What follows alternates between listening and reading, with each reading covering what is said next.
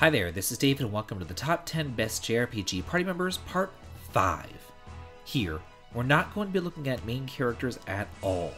We're only going to be looking at characters that join up later but are so good that they actually outshine the main hero himself.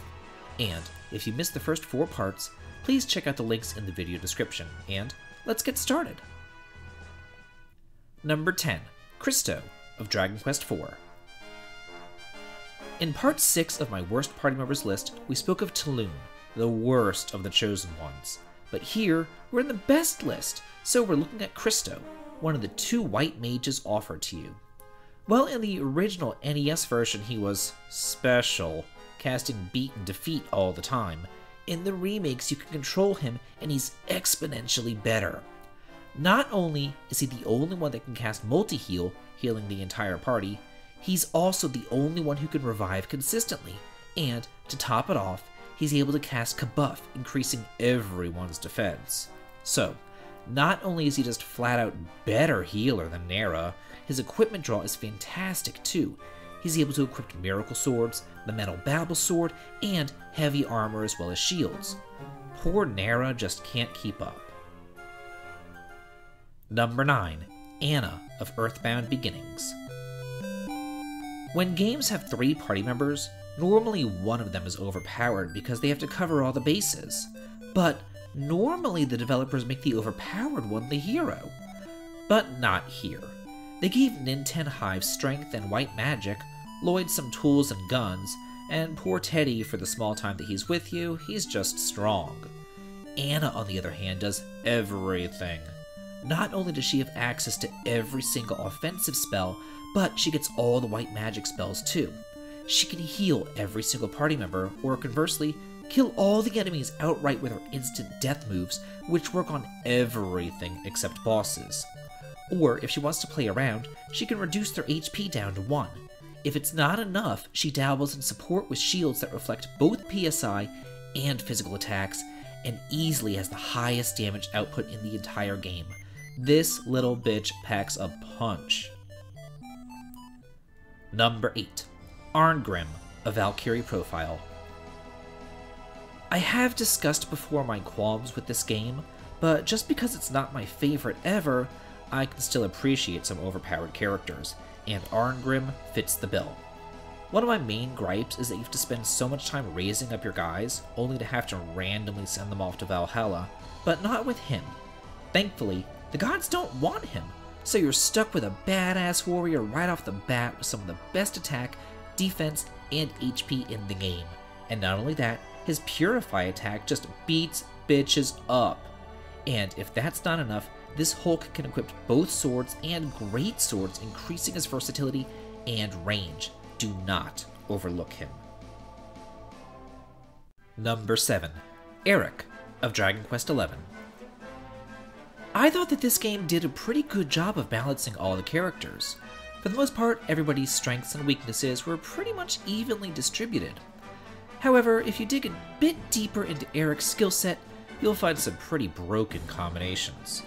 You see, most of his repertoire revolves around either inflicting status ailments or dealing critical hits to mobs who are already succumbed to those ailments, and shockingly, things like sleep and poison actually work against bosses here. Then, his abilities stack together, so you could conceivably poison the boss, then divide, and critical claim to inflict ridiculous amounts of damage and make short work of every single enemy that you encounter. If you want to speed up the process, just stick Sylvando in there too for more status ailment wreckage. It's insane what you can do with him. Number 6. Flan of Disgaea. This poor angel is super cute and fun, and I like her a lot, though I tend to not like healers all that much in normal strategy RPGs, and that's because fights don't typically take all that long, so you're better off just focusing on the offense. Or because in some games the mechanics actually punish you if you don't inflict damage. Flan is your stereotypical healer here, though with just the tiniest bit investment, by having her learn some black magic, she goes from Heavenly Angel to Angel of Death. She can pretty much single-handedly solo the game from there, and the post-game becomes a joke too with her ultimate class. Then, if that wasn't enough, she comes back for a vengeance in the sequel, but with a personal ability that boosts her stats by 10% every time she heals someone to full health. She is godly. Number 5. Sveta of Golden Sun, Dark Dawn. She really is a beast. She's the best in the bunch. Not only does she have insane speed and strength, but also full party healing spells as well as thunder and wind attack synergy. But that's not even her final form. She can take a turn to transform into a werewolf, which changes around her synergy and increases her stats exponentially. Then just sit back and watch as she mauls one enemy for super damage or rampages a group of them, pretty much clearing them out. She's ridiculous. Yeah, the beast form only lasts a couple of turns, but you can control her, and it's totally worth it. Number 4. Noto of Persona 4 The Golden. Quite honestly, this girl's just busted in every Persona game that she's in. Whether it's the original, the Golden, Q, or Q2, you can't go wrong with good detective. But just a side note, how dumb do the developers think that we are? The second that she opened up her mouth, I knew that she was a girl.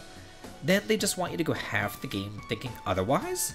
Bitch, please. Anyway, she has access to all the light and dark instant death moves, as well as the powerful Megiddo spells, which will be dealing double the damage that your other party members can, especially if she uses Mind Charge to boost them up.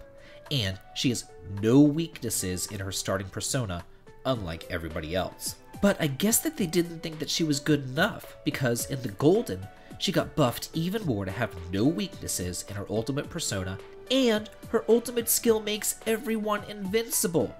I'm only scratching the surface here, because she is just great. Number 3.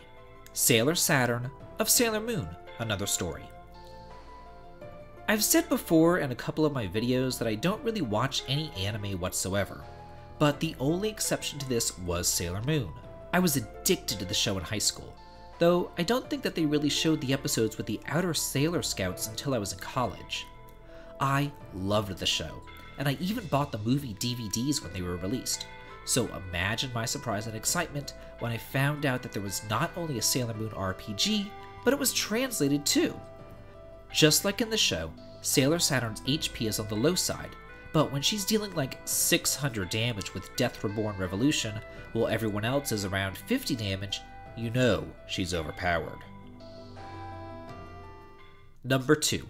Raja of Phantasy Star 4. In part 3 of this series, I put the spotlight on Rune, the wrecking ball of the group, but now we're going to look back at Raja, the best healer that the solar system has to offer. Here's the deal. Not only can he heal up the entire party very easily with his techs like Nazar, Regain, and Miracle, but he has the TP and intelligence to make the most of them too.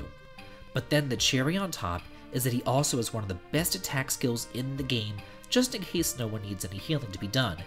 And to really gild the lily, he has a skill that can restore everyone's TP. It's like Valsu's elixir. It's crazy.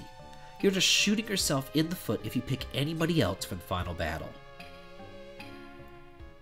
Number 1. Zerace of Suikoden 5. There are quite a lot of overpowered characters in this game. In part 2, I covered Richard, one of the fastest and best physical attackers here, but now I'm going to look at Zerace. Easily the best mage in the entire game, handed to you on a silver platter right after you get your headquarters. Her magic growth is off the charts. She has 3 open slots and, most importantly, she comes with the incredibly overpowered Star Rune. Easily the best magical rune in the game. It can deal absurd amounts of damage to your enemies. Give her a magic absorb rune too, and she's just going to sit in the back row and single-handedly annihilate everything that crosses your path. It's almost like cheating. Well, that's it for the top 10 best JRPG party members part 5. Please be on the lookout for part 6, and if you like this video and what I do here on the channel, please consider supporting me on Patreon. The link to it can be found in the video description. This has been David. If you like this, please like, comment, and subscribe, and have a good day.